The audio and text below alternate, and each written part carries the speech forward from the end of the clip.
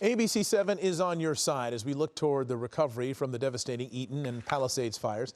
Some people who lost their homes are already dealing with a lot of red tape as they make plans to rebuild. Eyewitness News reporter Carlos Granda talked to a Palisades fire victim about the problem he's having with insurance and his mortgage provider. Like so many others, this is what's left of Christopher Antola's home in the Palisades, a pile of rubble.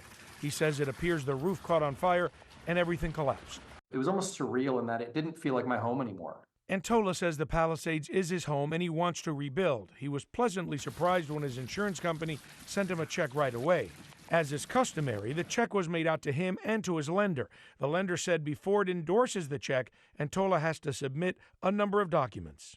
The documents included a signed building contract, contractor number, contractor license number, basically all the things that are impossible to have at this day and age after a wildfire. Antola says the lot needs to be cleaned up. He needs an architect to come up with plans. Then he can get a contract. I explained that it could take years for me to have those pieces of paper, to which they responded, okay, then the check will just sit in escrow for a period of time.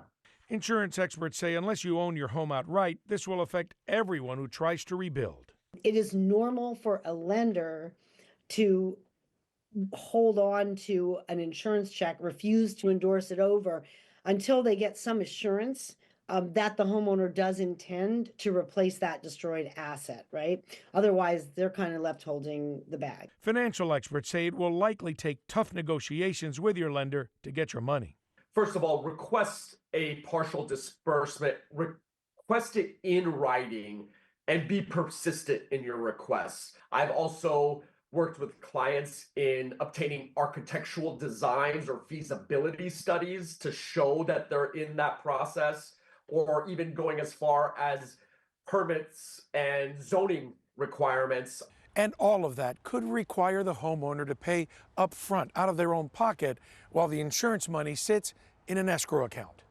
That type of response is irrational and illogical, and frankly deprives people of the money they might need to contract with architects, structural engineers, the things that are necessary before you get a contractor.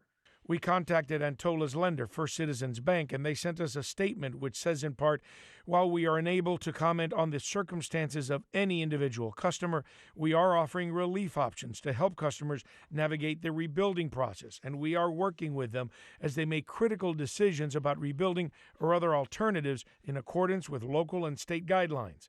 Antola hopes to work it out with his lender, but he worries it's going to delay him for a long time. The mortgage contract that I have with them is similar to every other mortgage contract on the planet. And what they're doing is not against the law, but doesn't make it right. I'm Carlos Granda, ABC7 Eyewitness News. Hello, I'm Mark Brown. Get more great ABC7 content by clicking the subscribe button for our YouTube channel. And download the ABC7 Los Angeles streaming app on Fire TV, Android TV, Apple TV, and Roku to watch on your TV.